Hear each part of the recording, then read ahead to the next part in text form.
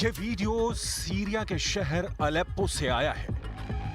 5, 4, 3, 2, 1 और फिर धमाके।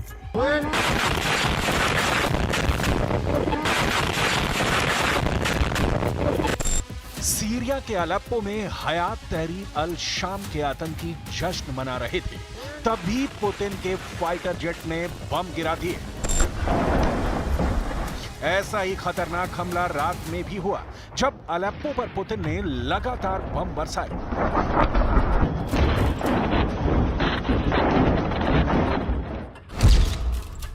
पुतिन का इरादा साफ है। पुतिन ने सीरिया के नए युद्ध को 48 घंटे में खत्म करने का फैसला कर लिया है।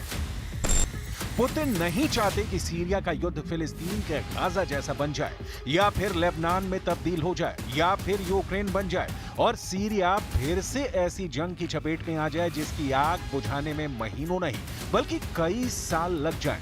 दुनिया ये आग लंबे अरसे से अपने टीवी और मोबाइल स्क्रीन पर देख रही है और पुतिन अब सीरिया की चिंगारी को बड़ी आग में बदलने से पहले बुझा देना चाहते हैं। इसीलिए पुतिन ने लिया है बहुत बड़ा फैसला, जो तुर्की के राष्ट्रपति एर्दोआन का ब्लड प्रेशर बढ़ा देगा, क्योंकि इस वक्त सीरिया में जो कोहराम मचा है उसके स्क्रिप्ट राइटर तुर्की के राष्ट्रपति रेसेप तैयप एर्दोआन ही बताए जा रहे हैं। खबर है कि पुतिन ने सीरिया में तैनात कर दिया है अपना सबसे खतरनाक कमांडर। नाम है अलेक्जेंडर चैको। अलेक्जेंडर चैको ने ही 2017 में अलेप्पो को आईएसआईएस और अल कायदा के आतंक से आजाद कराया था। पुतिन का 100% भरोसा है कि जनरल अलेक्जेंडर चैको 2024 में भी अलेप्पो को फिर से आजाद करा देंगे। जनरल चैको सीरिया की जमीन पर कदम रखते इससे पहले ही इन धमाकों ने तुर्की के राष्ट्रपति एर्दोआन की नींद उड़ा दी है। ये धमाके बता रहे हैं कि पुतिन का जनरल बहुत खतरनाक है और वो दुश्मनों को मार डालने में यकीन रखता है, वो दूसरा मौका नहीं देता। जनरल अलेक्जेंडर चैको के बारे में कहा जाता है कि वो मारते 34 हैं और गिनते सिर्फ 1 हैं। इस आंकड़े के पीछे है तुर्की का बहुत बड़ा खौफ। तुर्की को लग रहा है कि जनरल चैको उसका सीरिया गेम खराब कर देंगे। तुर्की को पता चल गया है कि एर्दोआन ने अलेप्पो से शुरुआत करके जो बिसात बिछाई है उस पर पुतिन का जनरल फिर से पानी फेर देगा। जनरल चैको की तैनाती पर टर्की टुडे की यह खबर देखिए। तुर्की का मानना है कि इस रशियन कमांडर ने तुर्की के 34 सैनिकों को मौत के घाट उतारा था।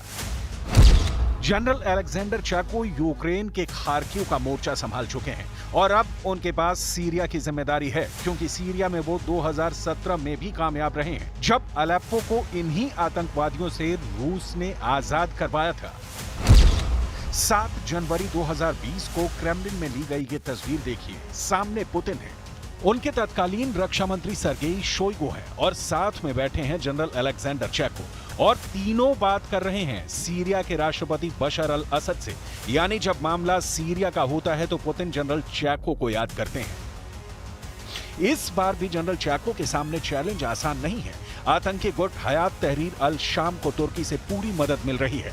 अलेप्पो, जो सीरिया का दूसरा सबसे बड़ा शहर है, आईएसआईएस और अल कायदा के आतंकियों से भरे संगठन ने अलेप्पो पर पूरी तरह से कब्जा कर लिया है। सरकारी इमारतों से लेकर एयरपोर्ट, पुलिस थानों से लेकर जेल की दीवारों तक, चौक चौराहों से लेकर अलेप्पो की गली गली तक हयात तहरीर अल शाम का कब्जा है।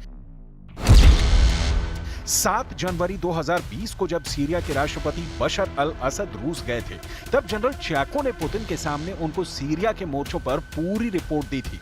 ये तस्वीर बताती है कि जनरल चैको सीरिया को बहुत अच्छी तरह से समझते हैं। इस बार अलेप्पो को वापस जीतने के लिए रूस क्या करेगा, सीरिया की फोर्स क्या करेगी, इस पर होमवर्क शुरू हो गया है, क्योंकि अलेप्पो की आग अगर नहीं बुझाई गई तो पूरा पश्चिम एशिया इसमें जलेगा।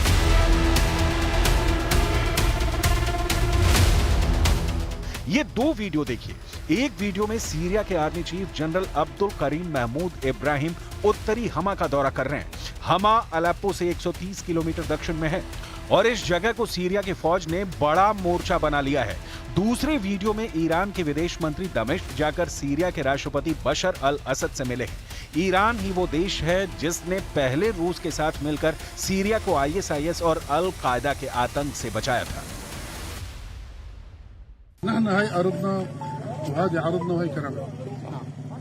بس أي واحد خارج عن هذا القانون، خارج عن هذا المأجور بدوت لقدامنا رح نجعله مكان. بشد ايدكم وانا معكم. كجيش عربي سوري صار له 14 سنه بقاوم، فاكيد هاي نحن وهاي تربيتنا العسكريه وهاي تربيتنا الاجتماعيه وهاي تربيتنا الاخلاقيه. लेकिन इस बार सीरिया की फौज के सामने ये चुनौती है कि पहले उसकी मदद करने रूस और ईरान इस वक्त खुद युद्ध के हालात में उलझे हुए हैं। सीरिया की फौज दमिश्क से अलेप्पो के बीच में हर मोर्चे पर एक्टिव हो चुकी है, लेकिन इस बार रूस और ईरान पहले की तरह उसकी मदद कर पाएंगे, इस पर बड़ा सवाल है। एक तरफ यूक्रेन का युद्ध चल रहा है तो दूसरी तरफ ईरान और इजरायल के बीच किसी भी वक्त युद्ध शुरू होने का खतरा बना हुआ है।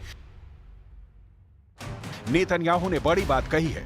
जब से पुतिन के जनरल अलेक्जेंडर चैको का नाम आया है, सबकी नजर उनके पहले ऑर्डर पर है। वो कैसे तुर्की के सीरिया प्लान को खत्म करेंगे, इस पर अमेरिका के साथ ज़ेलेंस्की और इजरायल की भी नजर है। אנחנו עוקבים כל הזמן אחרי מה שקורה בסוריה. אנחנו נחושים גם להגן על האינטרסים החיוניים של מדינת ישראל. बशर अल असद और उनकी फौज के लिए बड़ी राहत की खबर ये लड़ाकू दस्ते हैं जो इराक से सीरिया पहुंच चुके हैं। ये वो मिलिशिया हैं जिसने इराक में आईएसआईएस को हराया और पहले भी सीरिया की फौज के साथ मिलकर आईएसआईएस और बशर अल असद के दुश्मनों के खिलाफ मिलकर लड़ चुके हैं। इराक के प्रधानमंत्री शिया अल सुदानी ने एक इमरजेंसी बैठक बुलाकर सीरिया के हालात पर बात की है। इराक के बॉर्डर गार्ड्स ने उनको पूरे हालात के बारे में बताया है। ये इराक के लिए भी फिक्र की बात है, क्योंकि सीरिया के साथ वो भी आईएसआईएस का आतंक झेल चुका है। यही वजह है कि इराकी मिलिशिया अलेप्पो में ही इस खतरे को खत्म करना चाहता है।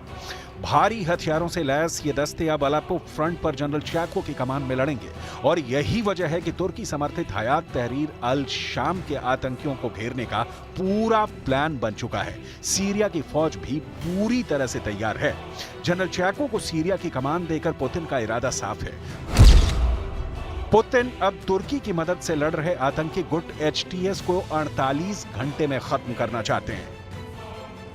कुछ मोर्चों पर सीरिया की फौज को कामयाबी भी मिलनी शुरू हो गई है। सीरिया में एचटीएस के आतंकी राजधानी दमिश्क न पहुंच पाए, इसके लिए रास्ते में ही उन पर घात लगाकर हमले किए। इस गाड़ी पर एचटीएस के कई आतंकी सवार थे। जब गोलियों की बौछार हुई तो गाड़ी पलट गई और अब हालात आपके सामने हैं।